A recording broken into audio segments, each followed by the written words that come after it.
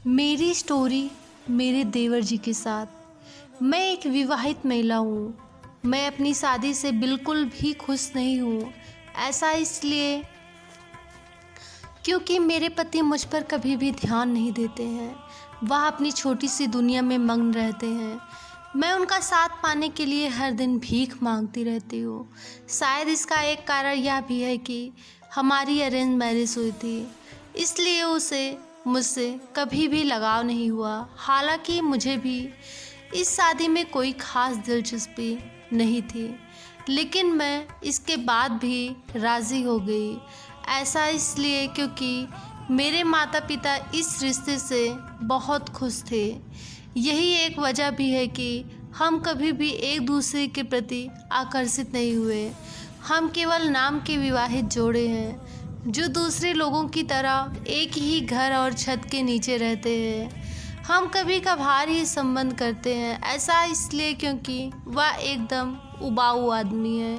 उसे रोमांस के नाम पर कुछ भी नहीं आता।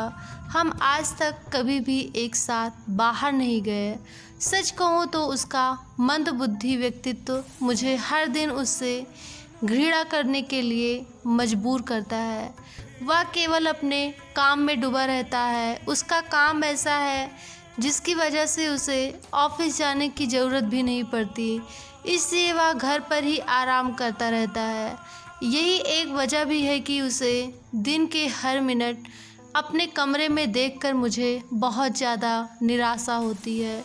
वह बस बैठता है और काम करता है, यहाँ तक कि लैपटॉप के सामने खाना भी खा लेता है। वह एकदम आलसी और सुस्त है। उसे केवल एक चीज़ पसंद है, वह है घर में बंद रहना।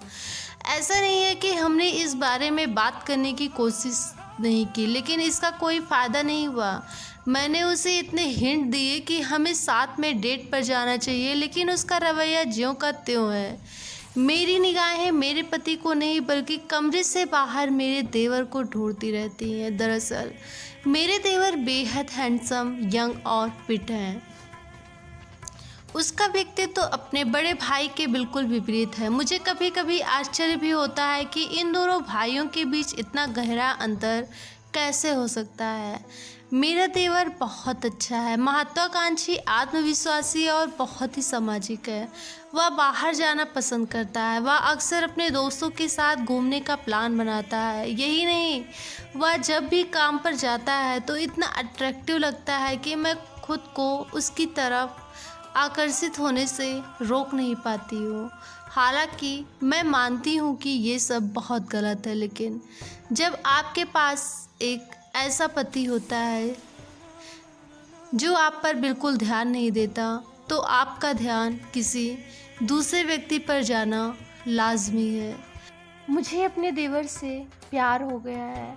उसमें वह सब कुछ है जो मैं अपने जीवन साथी से चाहती थी।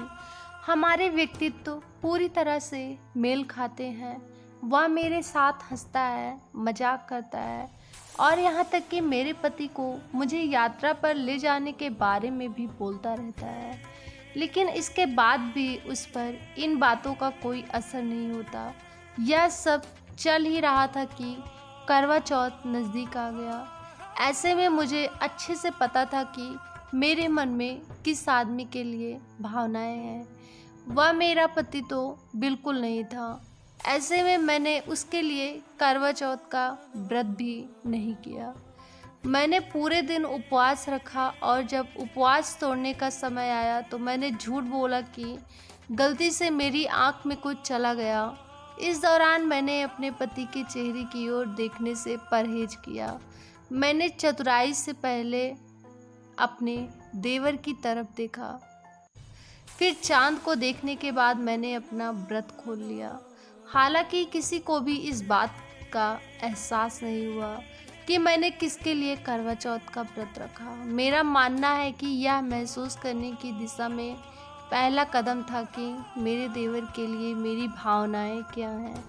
मैं उसे बताना चाहती हूँ कि मैं उससे बहुत ज़्यादा प्यार करती हूँ। मुझे बस अपनी इच्छाओं पर काम करने का एक तरीका निकालने की ज़रूरत है, चाहे इसमें तलाक हो, अलगाव हो या अफेयर हो। मैं फैसला लेने के लिए बिल्कुल तैयार हूँ। मैं अपने पति के साथ नहीं रहना चाहती। मुझे उसमें बिल्कुल भी इंटरेस्ट या प्यार नहीं है। वह चाहे मेरे साथ कुछ भी करे, लेकिन मुझे कुछ फीलिंग नहीं आती। मेरी शादी से मेरे देवर को कोई ऐतराज़ नहीं है। वह भी मेरे साथ पूरी ज़िंदगी गुजारना चाहता था। इसलिए हम लोगों ने शादी कर ली और अपनी ज़िंदगी का एक एक पल खुशी के साथ बिता रहे हैं।